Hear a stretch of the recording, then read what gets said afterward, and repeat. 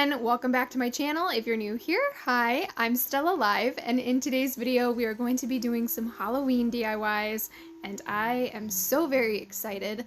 I do have some more DIYs planned, and this video is a little bit on the shorter side. I did post on my community tab yesterday that I wasn't feeling too hot. I had a migraine, and I am so sorry for all of you who also experience migraines. They are awful. But yeah, thank you for all the love and understanding why this video was put up late. Anyways, we're gonna go ahead and get started with the video, so buckle up, bat babies. Okay, for this first DIY, I'm taking a birdhouse that I found at Hobby Lobby. If you don't want to support Hobby Lobby, you can look online, you can search other craft stores, you can check Walmart, but I thought that this specific birdhouse would work really well for a haunted house. So I went ahead and purchased this one. It was originally $7.99, but I did buy it when it was 40% off. The first thing I did was I painted it black. I'm using Apple Barrel Jet Black Matte Paint from Walmart.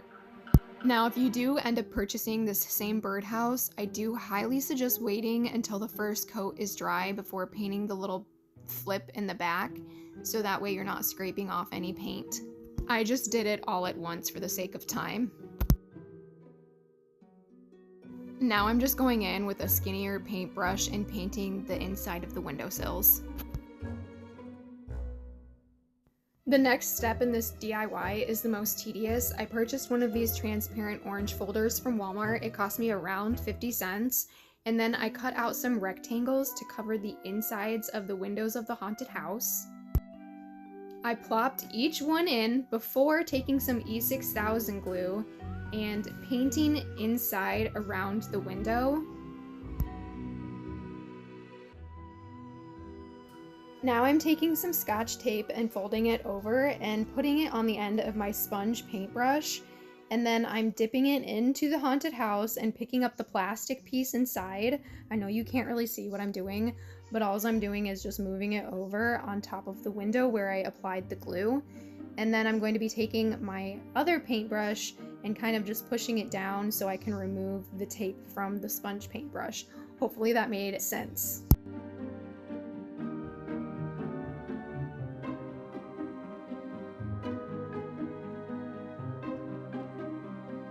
Next, I'm just taking my drill and I'm drilling a hole in the back. And my original idea was to get a keyhole hanger for the back of this, but I could not find one in my area, so I just went ahead and used a D-ring instead. Okay, and I did use the screw to attach the D-ring to the house. You don't see it in the video. I think I just forgot to hit record. Now I'm taking a battery-operated tea light, and I put a ring of hot glue around the bottom of it and kind of just dropped it into the house. I'm not gonna lie, I did burn myself a little bit, so be extremely careful if you end up doing this. And then this is the final product. It is very versatile. You can either hang it up on your wall, or you could hang it on a bookshelf, a flat surface, whatever you want to do. I actually really love this, and the tea light does flicker, so it gives it that eerie effect. I also wanted to mention that when the lights are off, it does flicker more of an orange color. I'm not sure why the lighting is off in the video. Okay, this next project I was actually really excited about, and this was inspired by a photo that I saw on Pinterest. I'll put it on the screen now. And what I did was I just took one of these glittery spiders from Dollar Tree. They come 2 in a pack, or they have the larger sized ones. But I got 2 of them just because it matched the size of this skull. This skull came from Michael's last year. However, I did check online to see if they still have them this year, and they do. They're $9.99 for 12 pieces. If you don't live near a Michael's or you don't want to spend the $10 on the bag of skulls, Dollar Tree also has a bag of plastic skulls that you could use for this DIY. However, these skulls do add some weight to this piece, which is what I really like about these skulls in particular. After I was done sanding off the glitter, I took some hot glue and I applied a hefty amount to the bottom of the skull, and I attached it to part of its abdomen and part of its thorax. And then after that, I painted it with some Apple Barrel Jet Black Matte Paint from Walmart again. I did also go over the spider with the paint as well, and this is how the final product turned out. I actually really love this so much. Okay, for this next DIY, I purchased this terracotta pot from Walmart on clearance. I think it was around $4.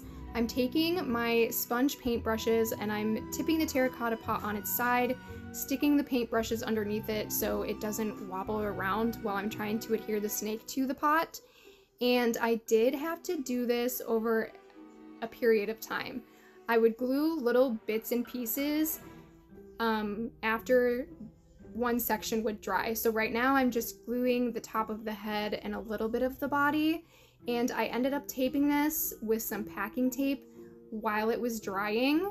And then after it dried, I'd come back and I would add some more E6000 glue and do the same process. Because it's a rubber snake, it's pretty heavy. And if I had glued it all at once, the snake would have been sliding all over the place. So that's why I did it in sections.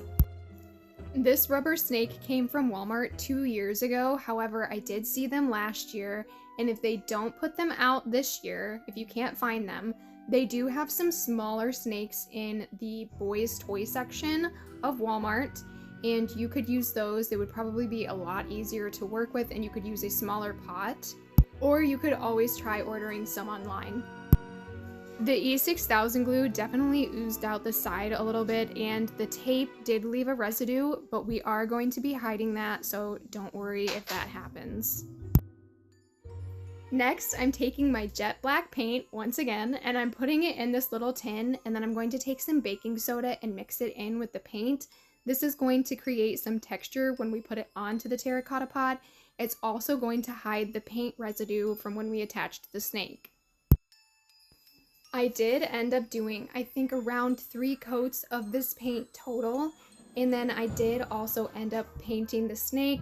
It should be fine since it's a textured snake, and I don't recommend using this pot outdoors, definitely only for indoors and with a faux plant only.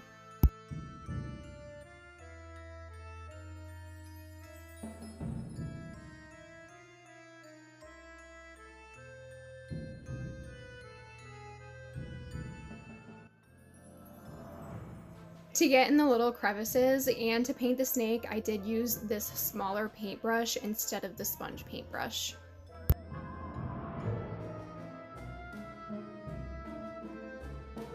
I also painted inside of the terracotta pot with the same black paint, but I did not use the mixture of the baking soda and paint together.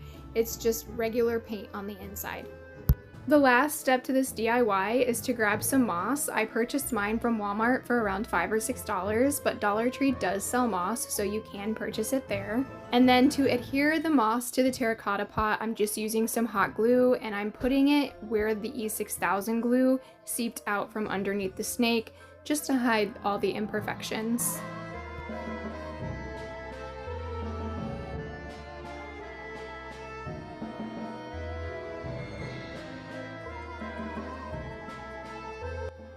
And this is the final product. I do want to say, I realized that I painted one of his eyes.